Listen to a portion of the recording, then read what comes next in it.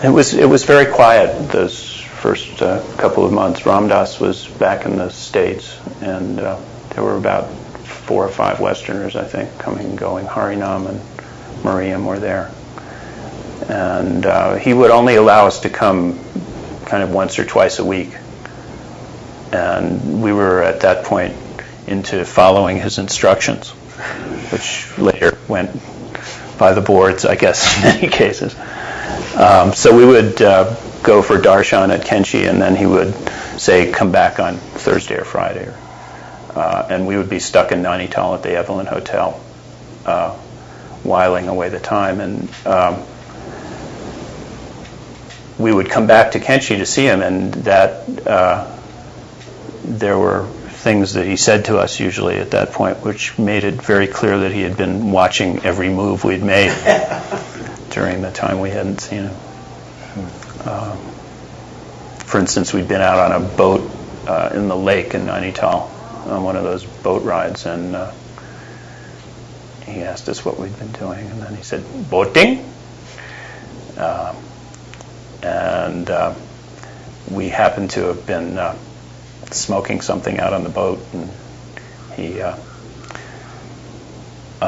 mentioned that in one form or another rather quickly, and we were feeling a little embarrassed about that. And then he said, you were looking at pictures?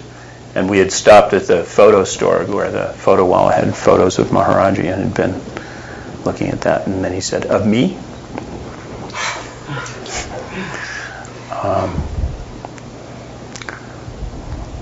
That was one of those little morsels that just melt you down slowly but surely.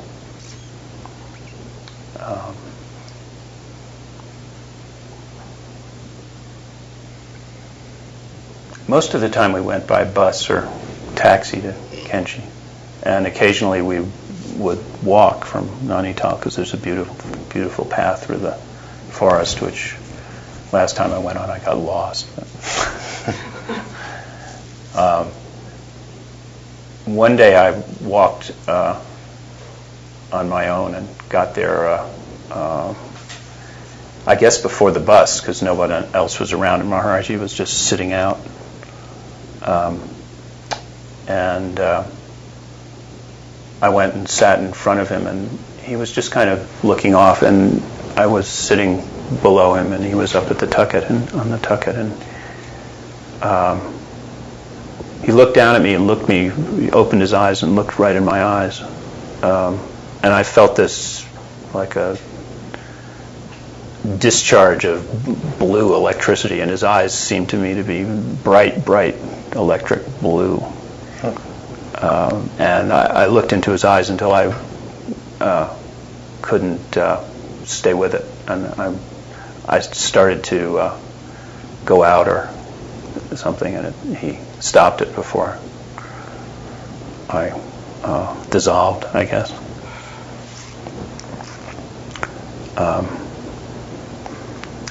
Then another time I was coming into the ashram, and I think off the bus, and I was walking in, and we often were shunted off to the back of the ashram to stew for the day.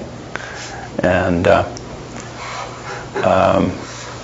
but this time he was coming out of his office, and I was walking into the ashram, and I almost knocked him over because he was coming around a corner. And I was so surprised I didn't know what to think. And he said in very clear English, better sit down. This is after we had been laboring for months through translators who we